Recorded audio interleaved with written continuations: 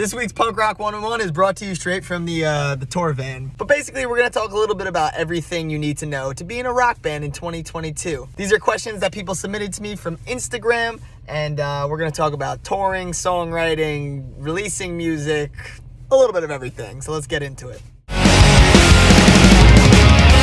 going to kind of speed round through answering these questions, so they're going to be all really short answers, but I hope this helps some people. Don't mind the lighting. It is getting a little dark, so I turned the van lights on. So if you're releasing new songs, the best thing I would say is to just make as much internet content as possible. Make a ton of videos, pictures, and just tell every story you have about the song. Where did you record it? What's it about? Why did you write it?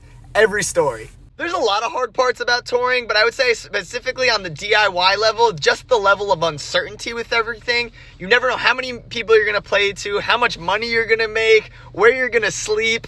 There's just a lot of uncertainty that gets tough. In 2022, there are tons of ways to make money as a musician, and so I would just say just start doing things and proving to them that you can make money, and if they don't want to get on board, don't take any of their money.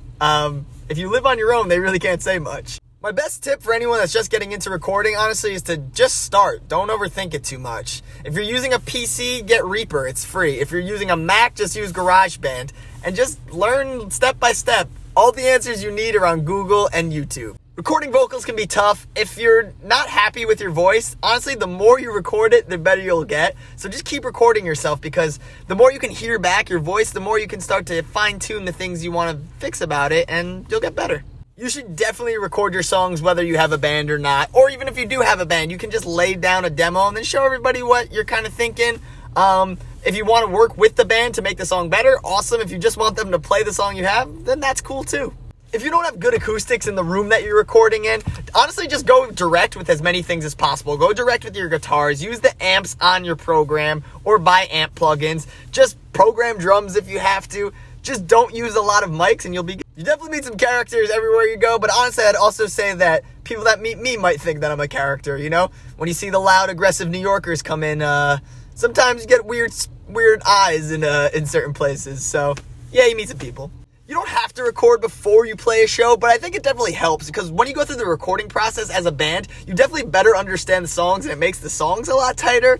And also, you can send the music to anyone who wants to come to the show or even just book the show. So, yeah, record first. I'm going to be updating all the ticket links on my website, but honestly, most of the shows will just have tickets available at the door.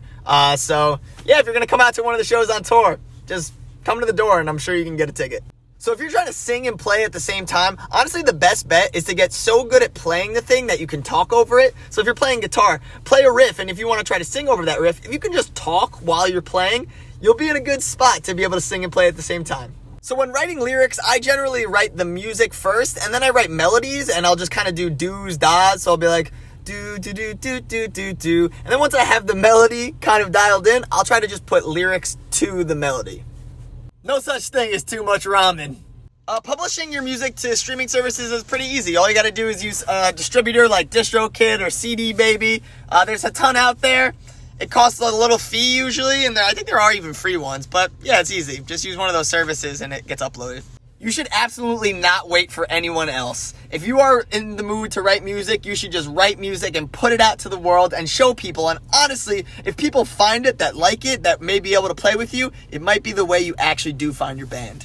You record on a budget by honestly just doing it yourself. All you really need is some kind of an interface and a free program like GarageBand or Reaper, and a little bit of know-how that you can just get the answers on Google. And finding a band, go out to local shows. So making key changes is a little tough. I would say learning the circle of fifths and learning which keys are relative to one another is really helpful. And then just being able to kind of figure out which keys sound good next to each other, and then learning how to climb between the keys. Whether you're referring to songwriting or recording, honestly, it just takes a lot of practice. It takes practice to get good at recording yourself. It takes practice to get decent at mixing. Honestly, I'm not even the best at that. And it takes practice to write good songs. You just have to be patient and keep going. So I'm about to be 29 in 2 weeks, so I definitely do not think that it is too late. I don't think there is ever a time to move on and get a real job. I think that that's a narrative that we've been fed. I think you just have to figure out what you want to do in music. To be honest, I don't know a ton about copywriting. I do know that if you are the person that distributes the music, I think there's some level of copywriting within that. I'd also say just register for like BMI or ASCAP, and make sure that your songs are registered under your name. My best advice for anyone that is having trouble finding inspiration for writing their new songs is to learn the songs that they like. So just find some bands that you like and songs that you like and learn how to play them, because it's going to give you new ideas for sure.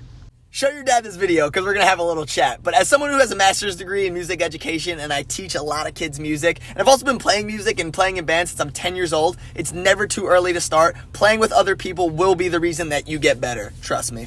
I've honestly been collecting gear for years now, and I haven't kept track of how much it all costs, but a lot. I would say at least $10,000. Probably more, but at least $10,000. Being backstage at a show honestly just depends on which venue you're at. Sometimes it's pretty much nothing. It's just a green room that you can sit in. Sometimes there's full catering and full drinks. Sometimes there is no backstage at a lot of venues. So depends on the venue.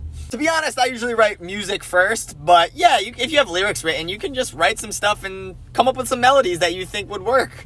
It's just the backwards way. But yeah, definitely come up with the melodies and then put the lyrics to the melodies.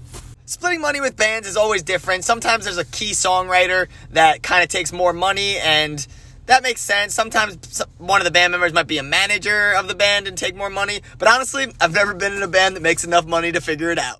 So it's gotten a lot darker since I started making this video, but thank you to everyone who submitted a question over on Instagram. I really appreciate you. I hope this video helped a few people. I know it's not the highest quality that I usually put out, but I figured I'd try something a little different. Just shoot with my phone in my van, because why not? If you like this, please like the video for the YouTube algorithm and subscribe for weekly punk rock music and punk rock advice. Cheers, y'all. Appreciate you.